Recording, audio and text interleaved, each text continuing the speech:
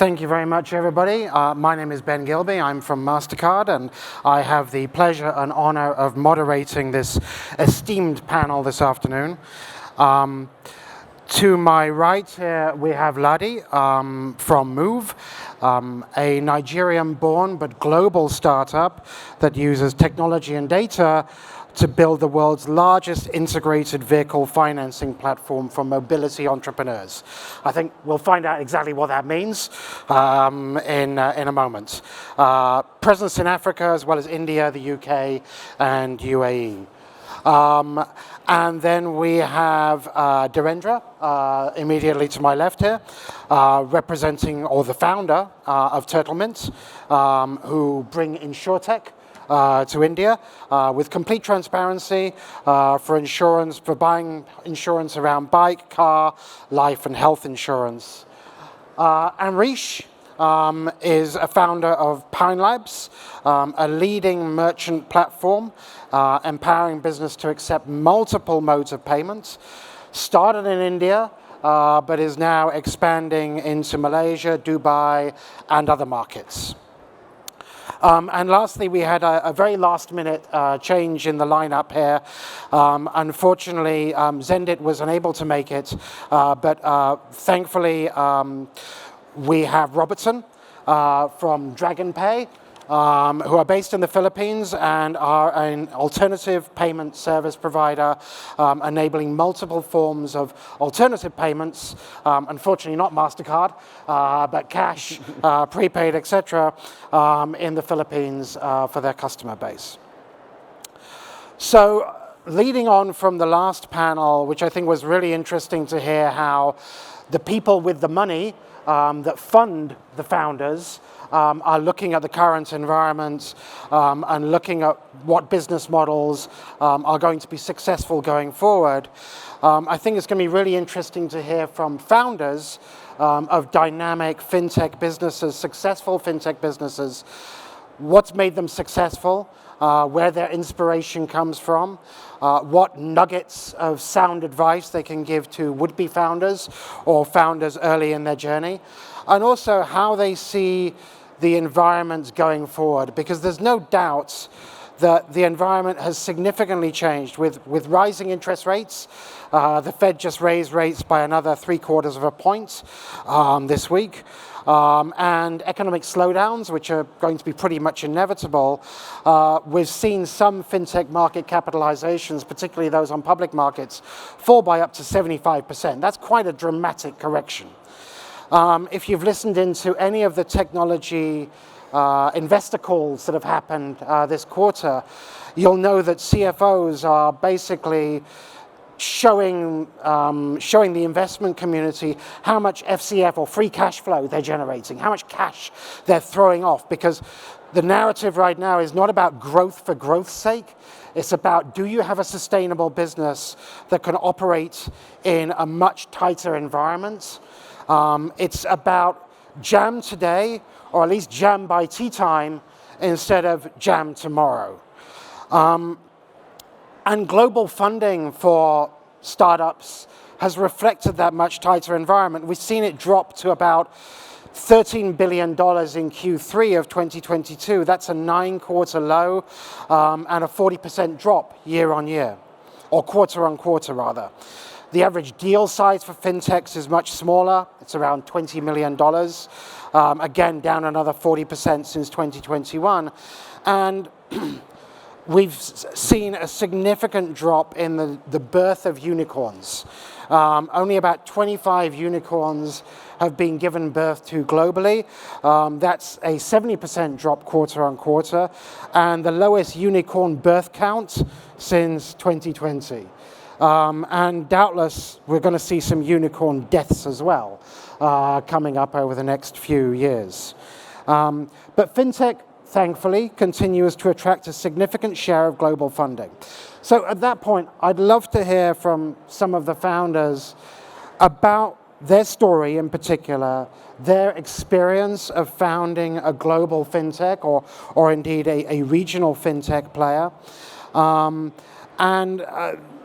what they've learnt in these years of what is doubtless a very challenging business anyway of running a FinTech startup and being a founder. So I'll start off perhaps with Robertson. Perhaps, the Philippines is definitely a challenging environment, but alternative payment methods have been booming, particularly during the pandemic. So I'd love to hear about your journey as a founder and maybe what you've learned. Sure, thanks, man. Dragonpay's journey started 12 years ago. So I consider ourselves a 12-year-old startup. When we conceptualized Dragonpay, it was really with the idea that we wanted to make payments as broadly as possible in the Philippines, given that we have a very low credit card penetration and very low banking penetration. So we focused on alternative payment methods. Back then, cash was king in the Philippines. Easily 70% of our volume was cash payments through convenience stores, supermarkets, and so on. That has greatly evolved over the years, especially during the pandemic. So during the pandemic, we've seen e-wallets really rise up to the occasion. To date, it's about 70% e-wallets and only about 30% cash now. So we've seen a lot of changes. BNPLs are getting popular in the Philippines. I mentioned e-wallets, crypto to a certain degree. The Philippines being one of the most socially active when it comes to social media, as well as adoption of crypto technology. So there is a growing trend of people making payments through crypto, still very small, but some of our enterprise clients have started taking notice and have asked us to incorporate it to our payment systems. So yeah. Thank you very much, Robertson. And Amrish, Pine Labs has been very successful in India. Wherever you go, you see a Pine Labs terminal in most of the big organized retailers, certainly in the airports. Would love to hear about how you've managed to generate such a success for Pine Labs. Yeah, thank you. It's actually a very interesting that you asked this question. I had a long conversation from one of the investment bankers just today on that topic. The FinTech space is an extremely broad area, and in that you have, on one side, you have banks and financial institutions. Second is you have this FinTech, which is people who understand financial services, understand technology, and lastly, what you have is, on the other end, the consumer. You could create businesses into any one of these areas, and you could create revenue streams and valuations associated with all of that. What we have tried to do over a period of time is we have tried to remain in an area wherein we are tech focused, delivering tech so that banks and financial institutions look smarter, creating techs which are absolutely adopted by merchants. And what we've been able to do is we've been able to create a clear monetizable model in our business. The way we look at it is, if you can be at a center of the merchant, banks and financial institutions, consumer, and then in some cases there could be brands or other fintechs on one side, and if you're at the center of all of this, pulling it all together, making a few cents from each one of these players, you can create a long and a sustainable business. So over a period of time, we've generally remained an EBITDA positive business and a business which has been able to drive growth. But growth is not 100% or 120%. Growth has generally been about 50, 60%, but it's profitable growth for us, and that's how we try and grow our business. Where we see ourselves going forward is, we think that if we are the best partner for banks and financial institutions and merchants and can be present at the point of purchase, we think we have the right to keep a higher economic value of that transaction. Look, I've got dark hair, but doesn't show my age, I have to say that. But I've actually spent so much time in payments and FinTech that I still run businesses on multiples of EBITDA or multiples of free cash flow. And that has actually helped us build a business which we think can be sustained over a long period of time. So a very traditional approach. Yep, back to basics. Yeah, I mean, we are all here to make money. Absolutely, at the end of the day. absolutely. And Dhirendra, would love to hear more about your business, the growth of your business in India, and really where you see it going. Yeah. So we started about 7 years back, and when we were starting off, B2C insurance transaction online was a cool thing at that time. But we believed that the unit economics in that model did not work out.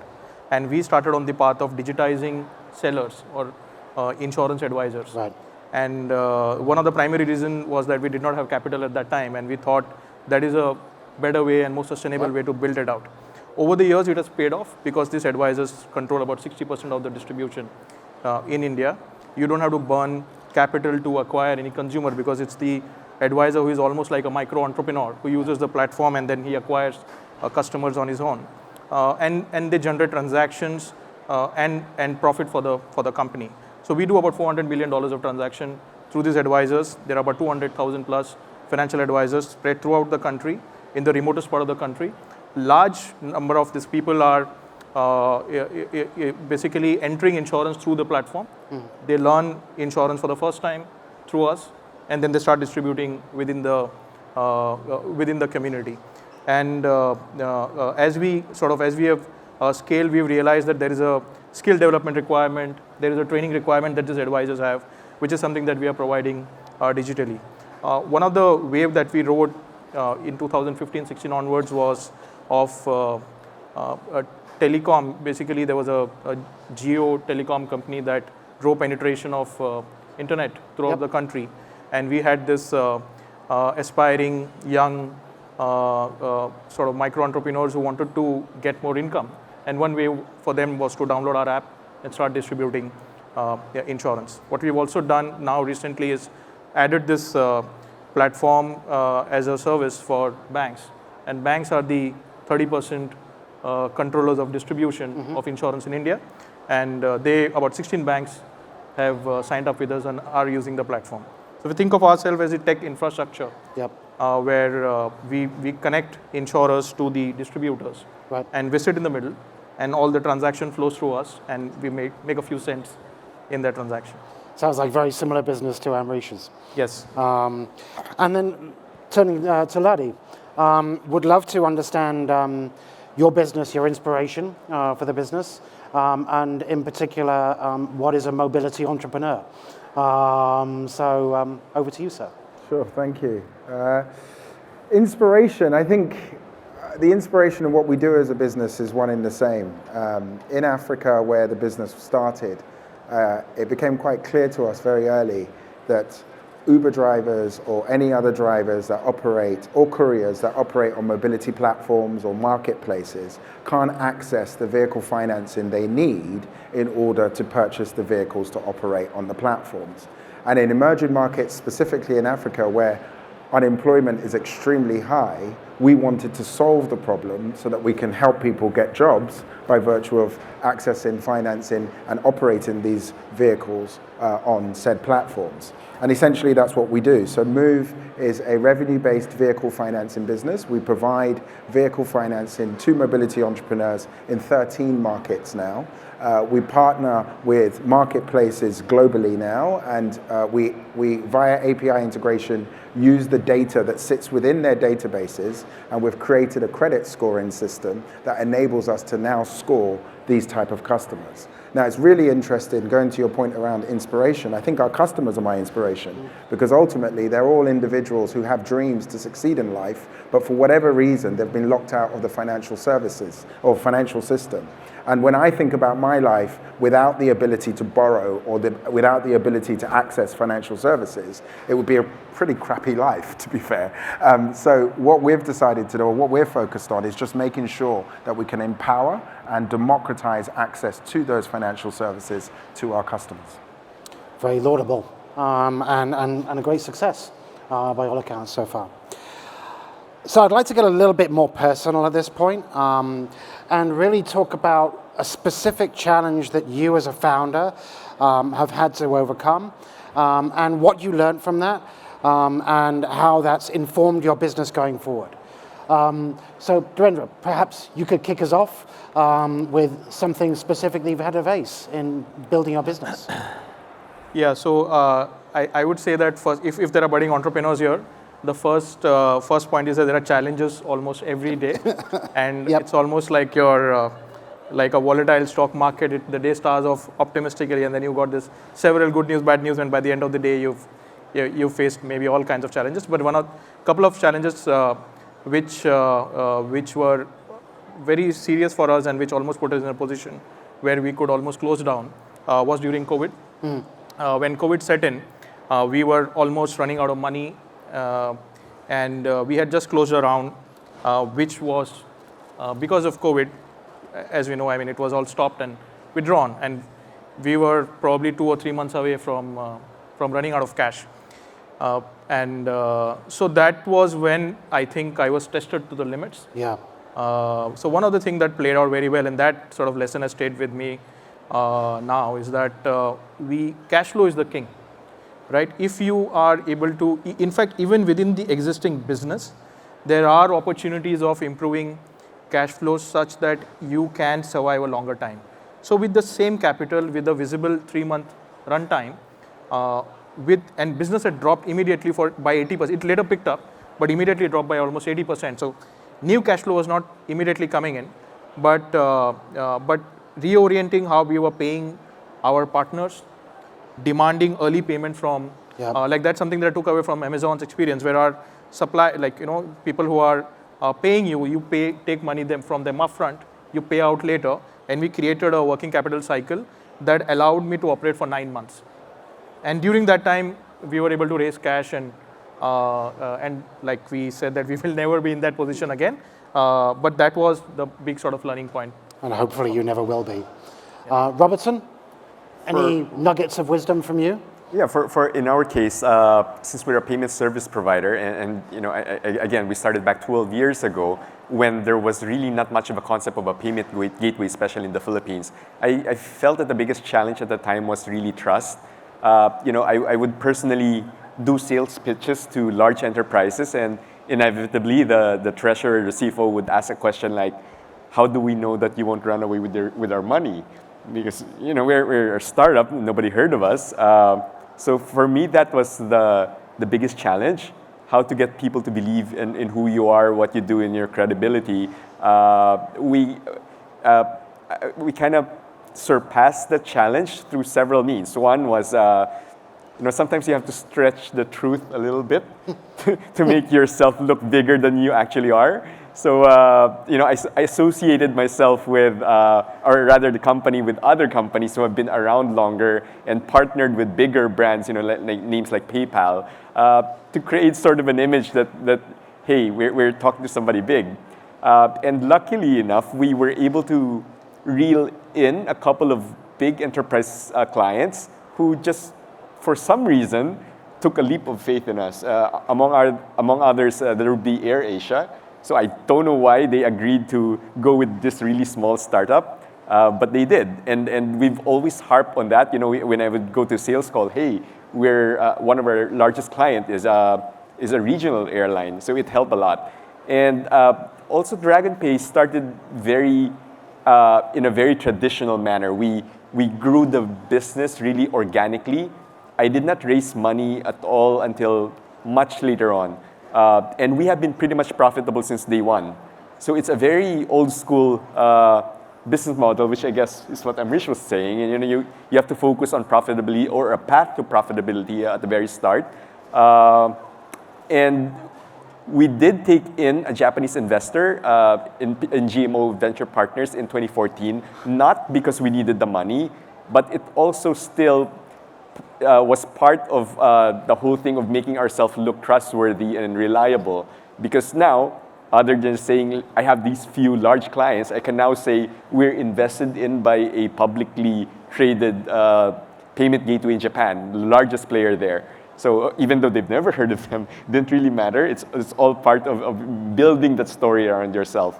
So we were lucky. We were right place at the right time. And at that time, the Philippines was just booming in e-commerce with the daily deal Groupon clones that happened during that period. and people just started seeing our brand popping up in the big three daily deal sites. We didn't spend anything on marketing, and people just kept hearing about us. And as more startups got online, first thing they have in mind is us. And yeah, I think there was a lot of luck in being in the right place at the right time for us. So that was our off-ramp, pretty much, in becoming legit. And to this day, we have become already sort of a household name in the Philippines, a very strong brand, and we have enterprise clients all the way down to MSMEs. So right place, right time, and lie boldly. Sounds like the advice. Luddy, great business model, but born in a pretty challenging market by the sounds of it. In Nigeria, not that I can profess to know much about it, but what as your founder story, what have you learned from operating the business? Well, Nigeria is a very difficult and challenging market, and I think that for any startup to succeed in Nigeria, it puts us in good stead to succeed in, you can succeed anywhere, right? Much easier markets. I think speaking to more the concept of how difficult markets can be, as well as that of challenges, I think the most difficult thing I have had to learn operating in an emerging market and also being a founder in that sort of market is the two types of challenges you face as a founder. So you face the standard kind of market challenges, which are how can you get your product or your service to market, how can you build the business, get the scale, get the free cash flow, and how can you win. But the bit that they don't tell you is the other bit, which is the non-market bit. And when you start to think about the non-market challenges, some of them are things like regulation and dealing with government and dealing with all these different stakeholders. And that in and of itself is quite complex, but it's not the real difficult one in my view. The one difficult one that nobody tells you about is managing people. And essentially, you realize as a founder, you've got all these great ideas, you've got this wonderful business, but you spend most of your time actually figuring out how to build a team and get that team to buy into the vision and subsequently help you achieve the dream and vision of the business. And that's just a skill set that no business school, no prior experience, not in my case, teaches you. So you've really got to, in my case, I felt that challenge, and it's still a challenge today, that challenge is by far the most difficult. And trying to do that in a number of markets globally like we do also brings other aspects into it, like cultural nuances. So my team in India is very different than my team in Nigeria, very different than my team in London, very different than my team in South Africa. So how do we come together and create a company culture that people can buy into? And subsequently, how can we build an org that ensures that the team work harmoniously together towards one goal? I don't know the answer to the question, I'm afraid. I'm still trying to figure that out, but it is, for me, the biggest challenge. Great answer, thank you. Amrish, anything you've particularly learned in your founder journey that you would pass on to as advice to would-be founders?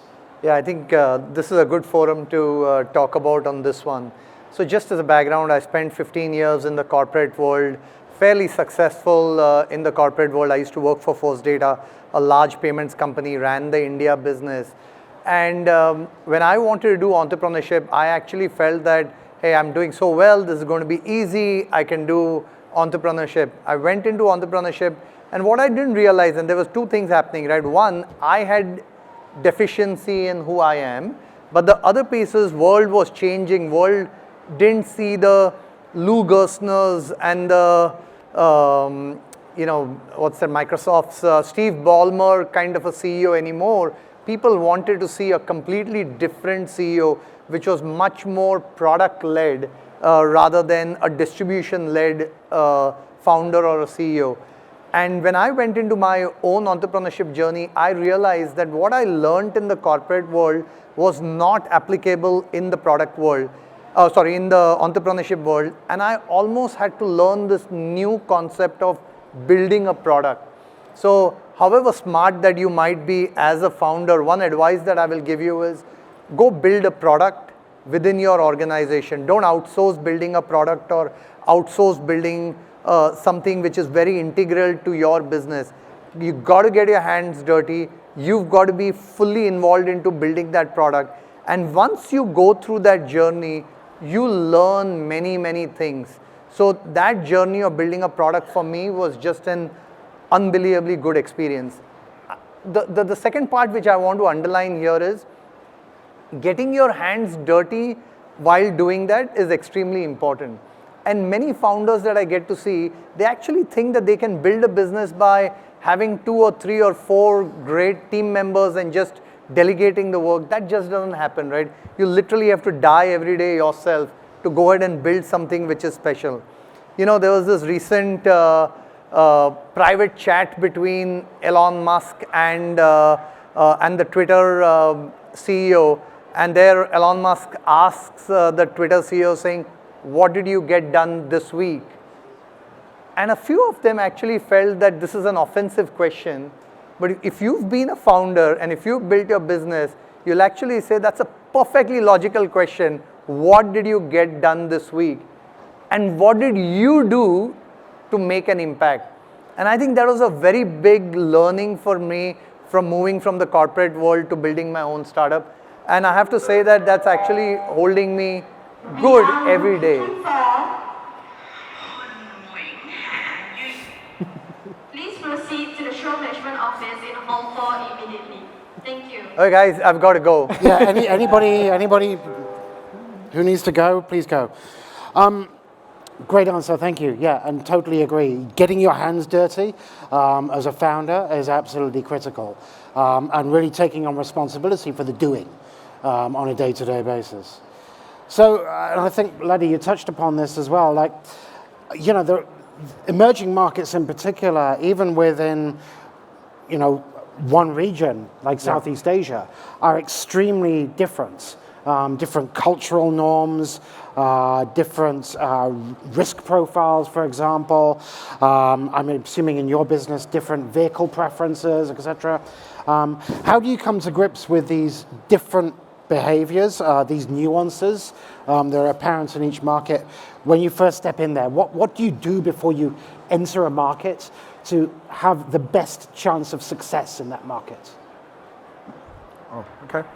That's a good question. I think the way to think about scaling into different markets is you have to take a different approach for every single market you go into.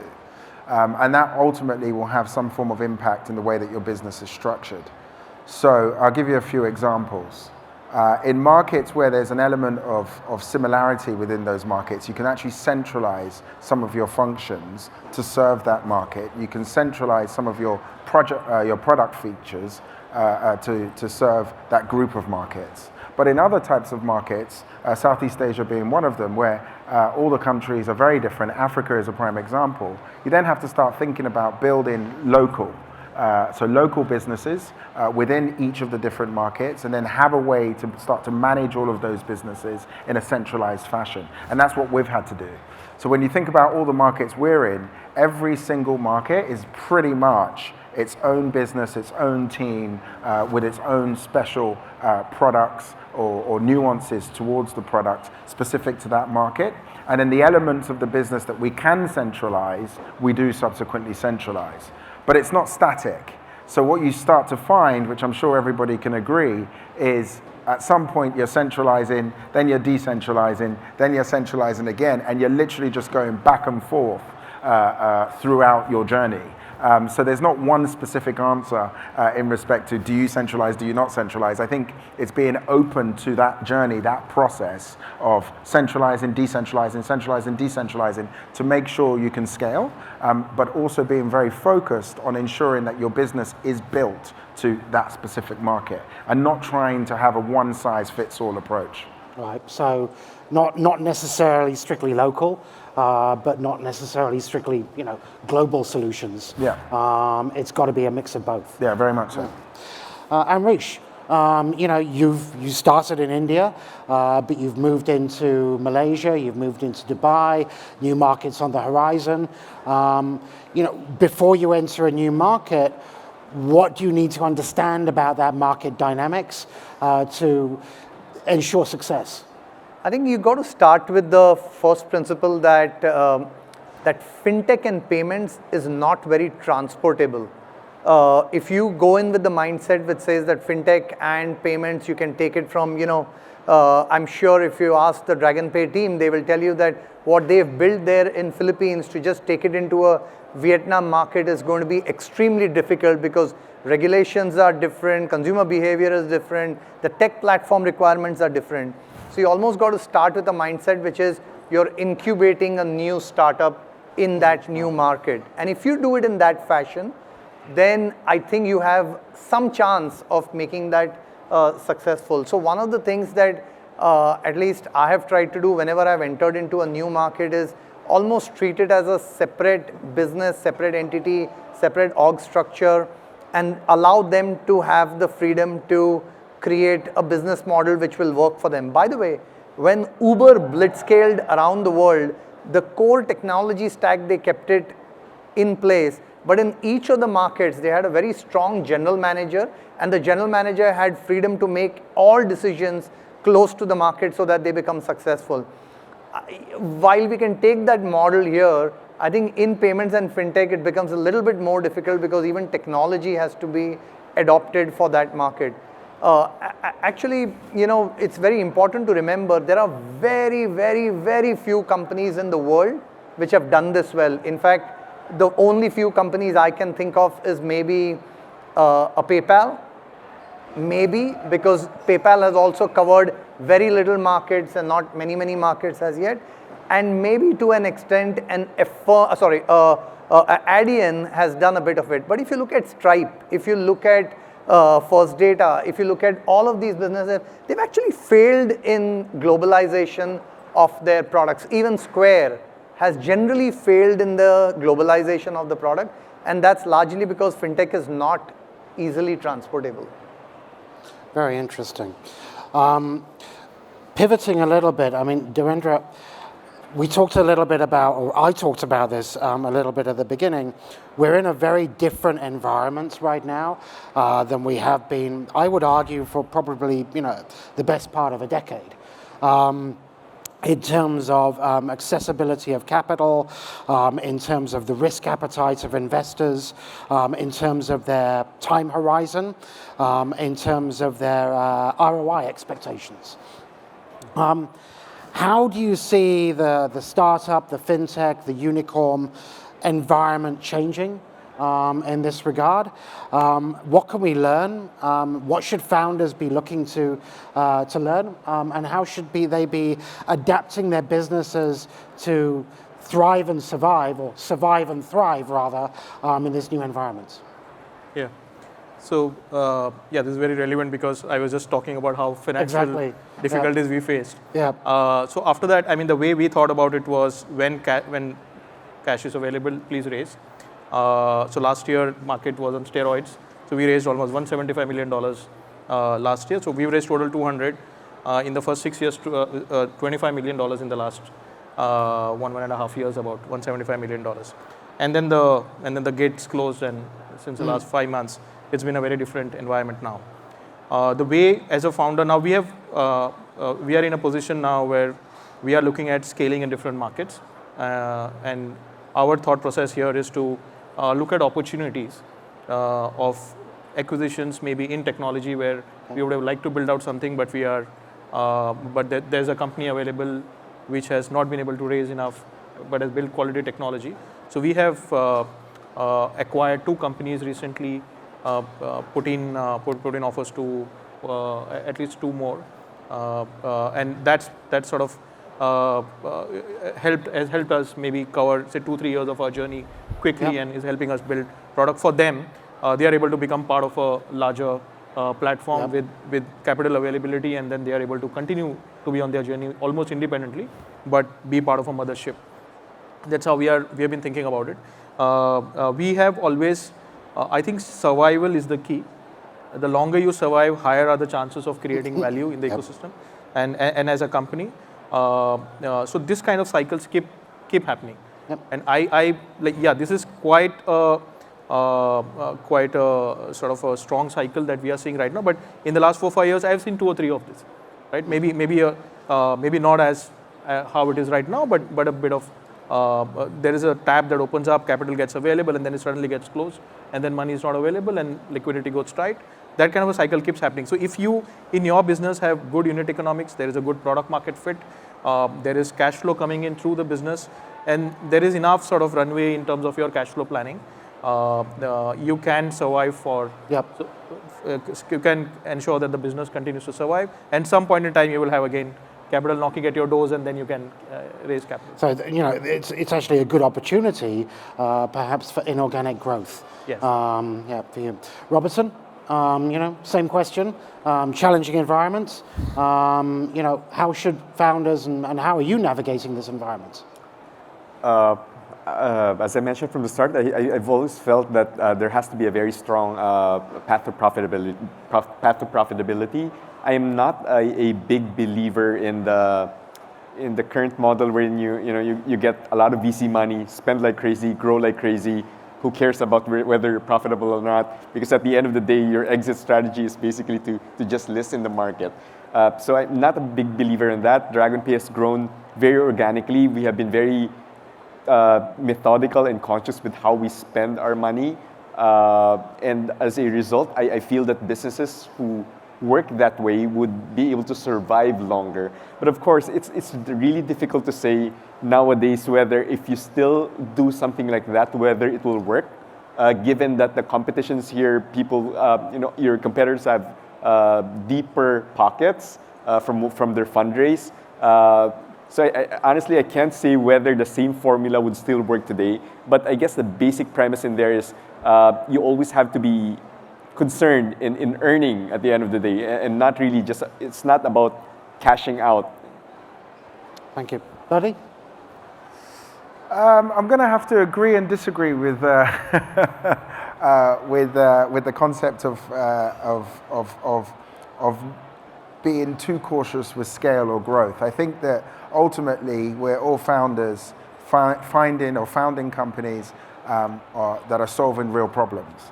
And I think that with the type of capital that we raise, venture capital, we do have a responsibility to be very prudent with our cash management and very prudent with the way that we run the business, but we also have a responsibility to ensure that our businesses continue to grow and we continue to meet our customers at their point of need. So I think in my view, it's a slight balance. I think that no matter what kind of era we're in, be it be challenging, be it not be challenging, it's all a cycle. Yep. And it's always been a cycle from the beginning of time. Yep. At this point in time, we're at this part of the cycle. Hopefully in a couple of years' time, we'll be at another part of the cycle. I think our job is just to make sure that we continue to create value and we remain in existence through the different parts of the cycle. So yes, be very conscious with your cash. Make sure that you have the runway. Make sure you're there for the next boom, so to speak. But furthermore, also make sure that you're growing and you're meeting your customers at their point of need, but doing so very intentionally and not wasting money. And to be honest, if you're a founder wasting money, or if you're a founder with a business that doesn't have decent unit economics, you shouldn't really be running that type of business anyway, because it's only going to end one way, regardless of where you are in the cycle. Business cycle, yeah.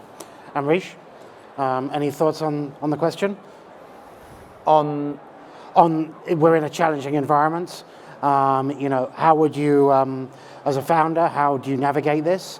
And any advice to would-be founders? So there are three things to it. Right? One is your core operating model and how you want to run your operating model between growth and profitability. That's one.